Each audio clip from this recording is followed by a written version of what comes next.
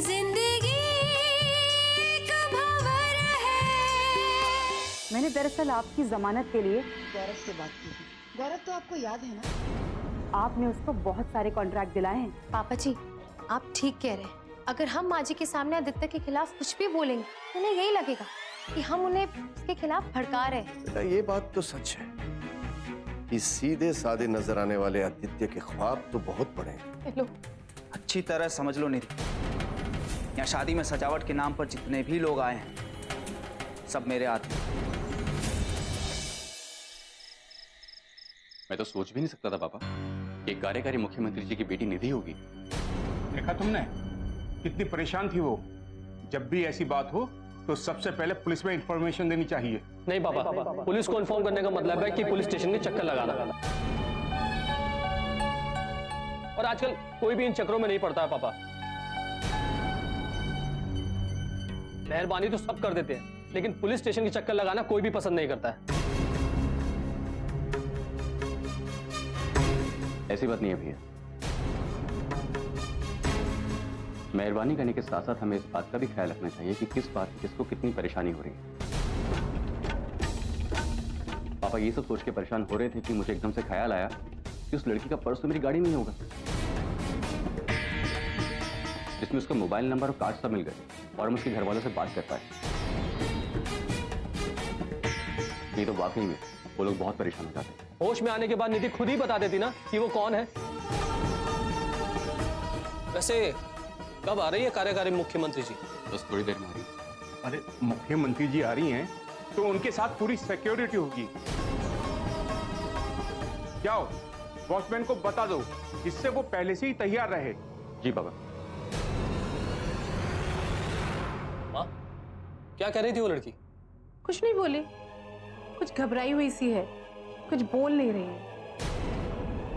अरे माँ, मैं तो आप लोगों को वैसे ही बताने वाला था कि वो मुख्यमंत्री जी की बेटी है, लेकिन आप लोगों को पहले ही पता लग गया। वैसे अलका कहाँ है? अलका किचन में होगी। वो तो अच्छा हुआ सौरभ ने मेघना जी को फोन कर दिया, वरना इस बात को लेकर अब तक सरगर्मियां तेज हो जाती। निधि कहाँ गायब हो सकती है? कल तो उसकी शादी है। निधि की गाड़ी कहीं लावारिस मिली और निधि का कुछ भी पता नहीं चला। कहीं ऐसा तो नहीं कि मेरे बताने पर निधि ने आदित्य के बारे में पता लगाया और वो आदित्य की सच्चाई जान गई। कहीं निधि को गायब कराने के पीछे आदित्य का तो हाथ नहीं? ज्योति क्या सोचने लगी? दरअसल मैं सोच रही थी कि एक मिनट, राकेश जी का फोन। हाँ राकेश। नमस्कार देवव्रत जी। मैंने आपको ये बताने के लिए फोन किया है कि मुख्यमंत्री जी की बेटी निधि का पता चल गया है। क्या? कहाँ है वो? वो जस्टिस प्रभाकर सिन्हा के घर में है। जस्टिस प्रभाकर सिन्हा के घर में? हाँ, वो प्रभाकर जी के बेटे को कहीं बेहोश मिली थी। हम सब लोग बहुत परेशान थे, मुख्यमंत्री जी भी बहुत परेशान थी। आप भी इस घटना से परेशान होंगे तो सोचा आपको सूचित कर दूं। अब निधि तो ठीक है ना? हाँ, निधि बिल्कुल ठीक है और मुख्यमंत्री जी उन्हें लेने गई हैं। राकेश जी, सवाल इस बात का है कि निधि की गाड़ी लावारिस क्यों मिली और वो किसी और स्थान पर बेहोश क्यों मिली? आखिर ये सारा मामला क्या है? मुख्यमंत्री जी निधि को लेने गई हैं। निधि होश में है, अब वही बता सकती हैं कि उनके साथ ऐसा क्या हुआ था। राकेश जी, ये कोई साधारण घटना नहीं है, इसके पीछे जरूर कोई वजह है और इस वजह को जानना हमारे लिए बहुत जरूरी है। आप चिंता मत कीजिए, सब पता चल जाएगा। ठीक, मैं सिर्फ आपसे इतना कहना चाहता हूं कि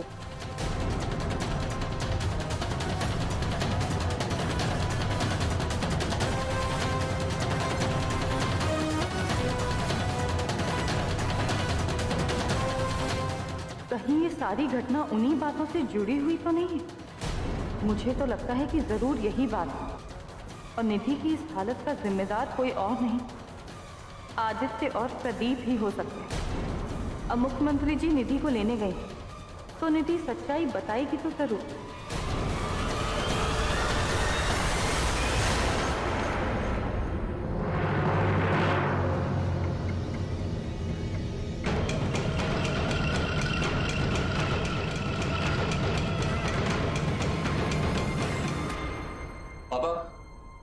मुख्यमंत्री जी आ गई हैं।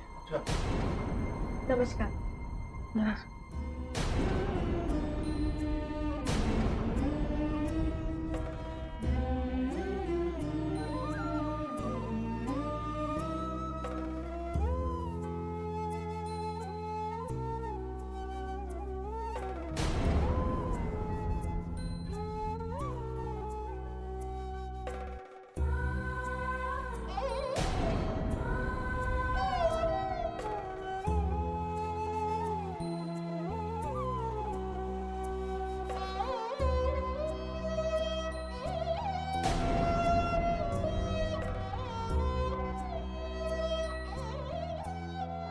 दीदी हमारी बच्ची तो ठीक तो है ना? हमें तो लगा कि तुम ब्यूटी पार्लर गई हुई हो, पर जब पता लगा कि गाड़ी लावारिस मिली है तो हम घबरा ही गए। नहीं माँ, मैं अकेली थी ना, और गाड़ी भी पंक्चर हो गई। बहुत अंधेरा था ना, इसीलिए घबरा गई माँ। अरे तो तुमने मुझे फोन कर लिया होता, मैं आ जाता। चलो छोड़ो, जाने दो। तुम्हें पता है तुम्हारे बारे में सोचकर हम लोग कितना परेशान हो रहे थे। एक बार तो मैंने सोचा कि जिन आदमियों को मैंने काम के लिए बोला है उन्हें बोलकर काम ही रुकवा दूं।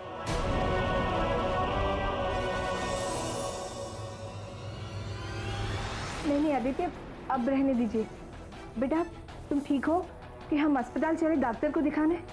मैं ठीक हूँ। आप लोगों का बहुत बहुत धन्यवाद जो हमारी बेटी को अपने घर पर रखा, उसका ख्याल रखा। बहुत बहुत धन्यवाद। अरे हमने तो अपना फर्ज निभाया। हर इंसान को ये फर्ज निभाना चाहिए। हमें तो बाद में पता चला कि ये आपकी बेटी है, और बेटी चाहे किसी की भी हो, उसे संभालना हमारा फर्ज है। जज साहब, आपकी ईमानदारी के बारे में हम तो बहुत कुछ सुन चुके हैं, और आपसे मिलकर देख भी लिया। हमने सोचा नहीं था कि आपसे इस तरह से मुलाकात हो पाएगी। ऐसा ही होता है, कब कहां किससे मुलाकात होगी ये तो ऊपर वाला ही जानता है। अब हमारी बेटी और आदित्य की कल शादी है।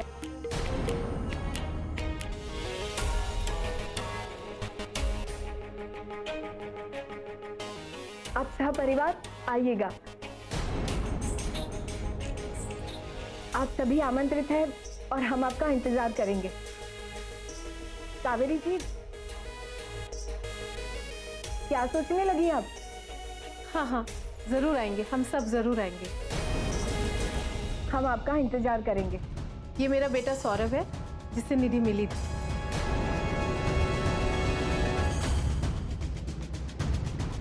जी नमस्ते। नमस्ते बेटा। बेटा तुम्हारा भी बहुत बहुत धन्यवाद। और ये मेरा बड़ा बेटा गौरव है, और ये उसकी पत्नी अलका। अब इजाजत दीजिए हमें। डिनर का वक्त है, अगर आप हमारे साथ खाना खाकर जाती तो अच्छा लगता। बहुत बहुत धन्यवाद आपका, पर हमें लगता है कि हमें अब चलना चाहिए। कल शादी में आपसे मुलाकात होगी, हम आपका इंतजार करेंगे। अच्छा, अब इजाजत दीजिए। चलिए बेटा।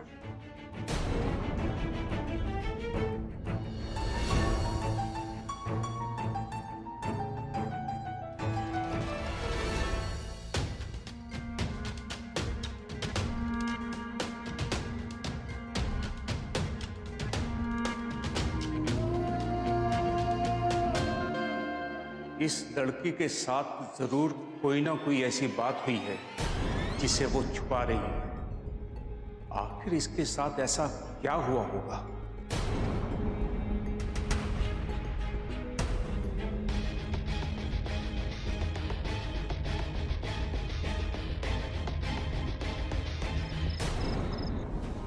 पता नहीं ये मामला अब संभल पे पाएगा या नहीं। ये आदित्य निधि की जुबान को बंद रखने के लिए मजबूर कर पाएगा या नहीं।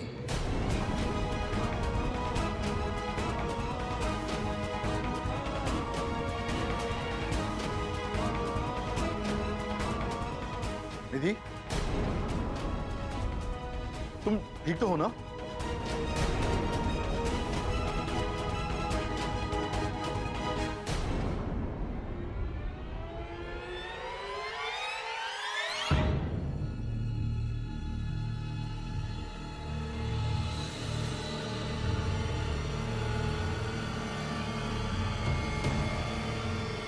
प्रदीप जी, हमारे लिए सबसे बड़ी खुशी की बात यह है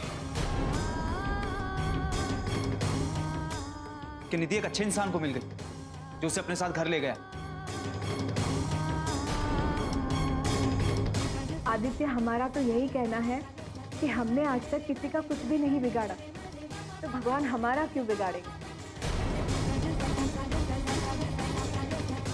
निधि बेटा, हम तुमसे ज्यादा सवाल तो नहीं करेंगे, पर ये जरूर पूछना चाहेंगे कि तुम वहां पहुंच कैसे गई।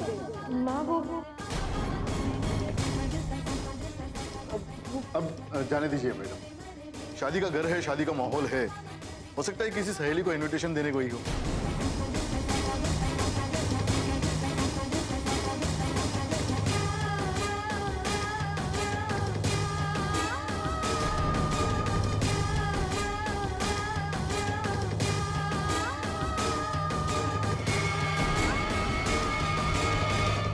प्रदीप जी, आपको नहीं लगता कि निधि अभी भी बहुत घबराई हुई है? जी मैडम, अब निधि घर आ गई है तो जल्दी ही नॉर्मल हो जाएगी। आप चिंता मत कीजिए, मैं जाकर उससे समझाता हूं।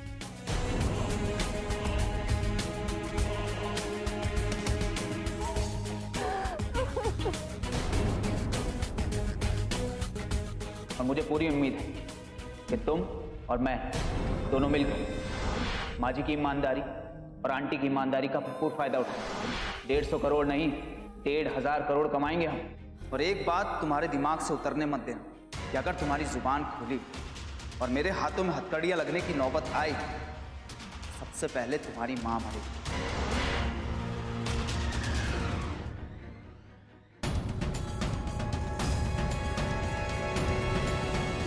मेघना जी निधि को अपने साथ लेकर गई हैं।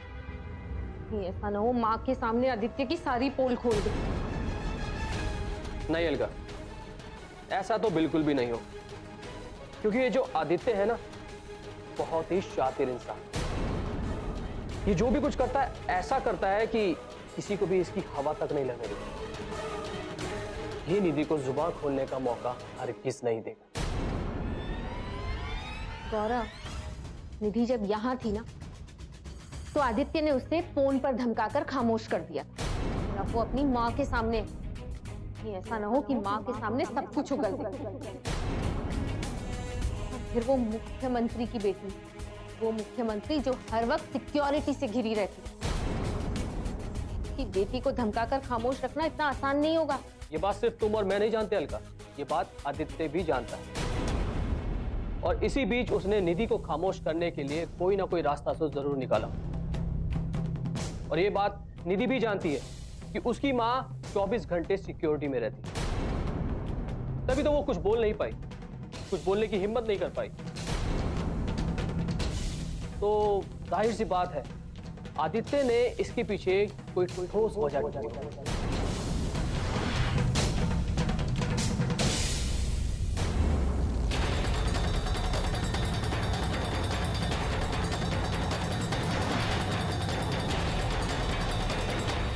गौरव, निधि के होश में आने के बाद माँ जब उससे मिलने आई थी ना, तो समझाकर दिलासा दे रही, फिर मुझे किचन में जाने को कह दिया। मुझे मजबूरन जाना पड़ा। पूरा टाइम मन में डर लग रहा था कि कहीं निधि माँ को सच्चाई न बता दे। अगर तुमने अपनी जबान खोली तो इस घर में खूनी खेल शुरू हो जाएगा। न तुम बचोगे, न तुम्हारी माँ। जिंदगी एक भंवर है। अगर बता भी देती तो हम पर क्या फर्क पड़ता। निधि की नजर में तो हम लोग गलत नहीं है। मैंने निधि के सामने ये जाहिर तो नहीं किया कि हम उसके खिलाफ, बल्कि मैंने उसके सामने उसकी मदद करने के लिए उसके मंगेतर को ही फोन किया। हाँ, ये बात तो ठीक है। निधि को ये शक तो नहीं होगा कि हम आदित्य से मिले हुए हैं या हमने आदित्य को जानबूझकर फोन किया। और ये बात भी तो है कि अगर निधि को कोई सच्चाई बतानी होती तो या तो वो तुम्हें बता सकती थी या मुझे। माँ के आगे ही सच्चाई क्यों बताएगी कि आदित्य ने उसे खामोश रखने के लिए मजबूर किया था। चलो अच्छा है, निधि में किसी को सच बताने की हिम्मत नहीं, बस अब वो अपने घर में भी किसी को कुछ न बता पाए। आदित्य निधि को अब ये मौका हरगिज नहीं देगा। आदित्य निधि से शादी करना चाहता है और उससे शादी भी जरूर करेगा। तुम इन सब बातों का जिक्र मां से मत करना और पुरानी बीती हुई बात तो बिल्कुल भी मत करना, ठीक है?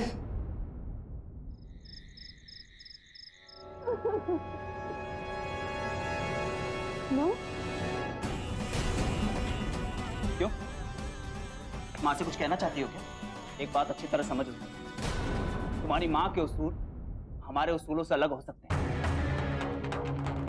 लेकिन पैसा कौन नहीं कमाना चाहता? पैसे के बिना जिंदगी नहीं चलती। हमारी माँ और शारदा देवी ईमानदारी का बोझ उठाए चलते हैं। जो लोग इस तरह ईमानदारी का बोझ उठाकर चलते हैं वो एक दिन जिंदगी का बोझ नहीं उठा पाता। मेरी बात समझने की कोशिश करो। हमारे विचार भले ही हमसे अलग हैं, लेकिन शादी तो मैं तुमसे ही करना चाहता हूँ, प्यार तो मैं तुमसे ही करता हूँ। तुम्हारा असली चेहरा ऐसा होगा कभी किसी ने सोचा भी नहीं था आदित्य। दो में से एक ही बात होगी, क्या तो तुम बदल जाओगे या मैं बदल जाऊंगा। अगर तुम नहीं बदली तो मैं ही सारे गलत काम बंद कर दूंगा, कभी कोई घोटाला नहीं। लेकिन एक बात अच्छी तरह समझो, अगर तुमने मेरे हाथों में हथकड़ी लगवाने की कोशिश की, तुम्हारी एक ही तो माँ है, उसे भी तुम धोखा देगा।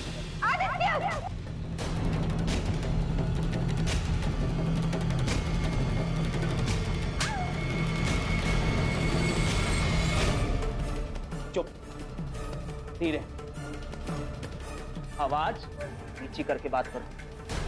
दीवारों के भी कान होते हैं और मैं नहीं चाहता कि तुम्हारी ये बात दीवार भी सुने, समझी? तुम मेरी माँ के साथ ऐसा नहीं कर सकते आदित्य। अगर तुम मेरे साथ ऐसा करोगी तो मुझे भी ऐसा करना ही पड़ेगा। और अब तो तुमने अपनी आंखों से देख लिया कि यहाँ जितने भी आदमी सब मेरे हैं और सब अपने अपने हथियार लेकर आए। अगर तुमने अपनी जबान खोली तो इस घर में खूनी खेल शुरू हो जाएगा। न तुम बचोगे न तुम्हारी मां। समझ रही हो ना मेरी बात? तुम्हारा असली चेहरा ऐसा हो सकता है, ऐसा किसी ने सोचा भी नहीं था आदित्य। भूल जाओ इस बात और अब तक जो कुछ भी हुआ है सब भूल जाओ। घर में तुम्हारी माँ शादी की तैयारियों में लगी, मैं और प्रदीप जी भी इसी तैयारी। तुम भी शादी की तैयारी करो।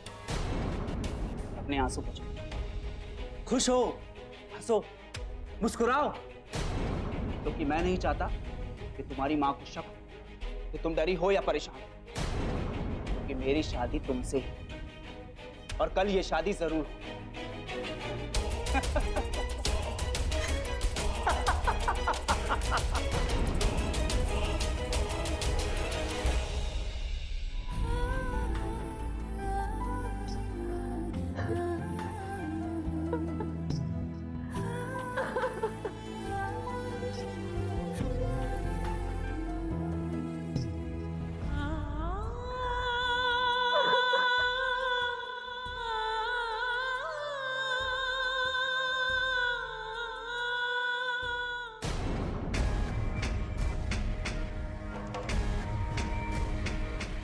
क्या बात है, तुम इतनी परेशान क्यों हो? हाँ, मैं उस निधि की वजह से बहुत ज्यादा परेशान हूँ। समझ में नहीं आ रहा कि क्या करूं। अरे इसमें परेशानी की क्या बात है? उसके बारे में सब पता चल गया है। उसकी माँ उसे आकर के ले गई है। परेशानी ये है कि कार्यकारी मुख्यमंत्री मेघना जी के इर्द गिर्द साजिशों का जाल बुना जा रहा है। वो गलत लोगों से घिरी हुई है। ये क्या कह रही हो तुम? तुम मेघना जी से पहली बार मिली हो, 4 बातें हुई हैं, तुम उनके बारे में इतने विश्वास के साथ कैसे कह सकती हो? हाँ, मैं सच कह रही हूँ। ये बात किसी और को नहीं पता, लेकिन मुझे लगता है कि मेघना जी की जान खतरे में है। ये क्या कह रही हो तुम? ये बात तुम किस आधार पर कह सकती हो? मैं जानता हूं कि तुम कोई भी बात बिना किसी सबूत के नहीं कह सकती। देखिए, मैं आपको पूरी बात बताती हूँ। हम लोग ये सोच रहे थे कि आखिर उस लड़की के साथ ऐसा क्या हादसा हुआ जब वो बेहोश और अकेली सौरभ को मिली थी। उसे किस बात का तनाव था? हम सब तुम्हारे साथ हैं। बताओ बताओ क्या हुआ? आंटी जी, मैं अपने लिए नहीं बल्कि अपनी माँ के लिए परेशान हूँ। जिंदगी एक भंवर है। कि आखिर उस लड़की के साथ ऐसा क्या हादसा हुआ जब वो बेहोश और अकेली सौरभ को मिली थी? उसे किस बात का तनाव था? अरे, उसने बताया तो था कि रास्ते में उसकी कार पंचर हो गई थी और अंधेरे से वो डर गई थी। नहीं, ये सच नहीं है। दरअसल कोई उसके पीछे लगा हुआ था जिससे बचकर वो भाग रही थी, और अगर वो उनके हाथ लग जाती तो शायद वो उसे मार भी देते।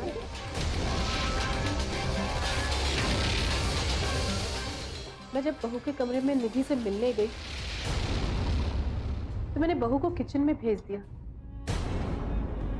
और उसके बाद मैंने निधि से सारी बात की।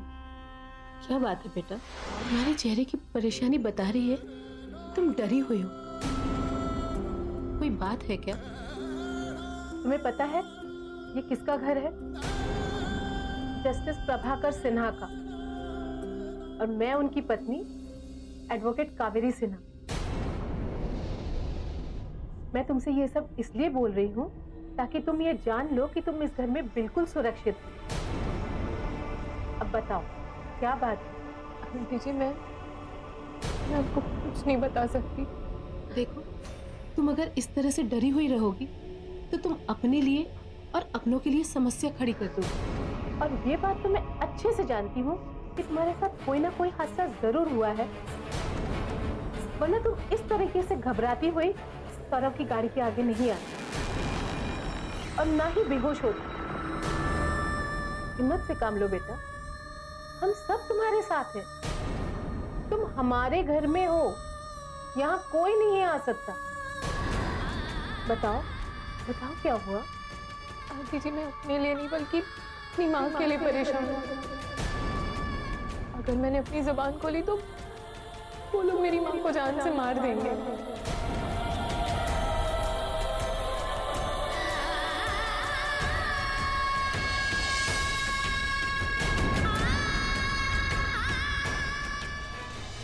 ये क्या कह रही हो बहू? क्या आपको नहीं लगता कि आदित्य हमेशा यही चाहता रहा कि आप अपने बेटे और बहू से दूर रहें? हंगामा तो कायम रहेगा, धरना, रैली और आंदोलन का कार्यक्रम चलता रहेगा। राकेश जी गृह मंत्रालय संभाल रहे हैं ना, लेकिन उनके लिए भी इस माहौल को संभाल पाना बहुत मुश्किल होगा।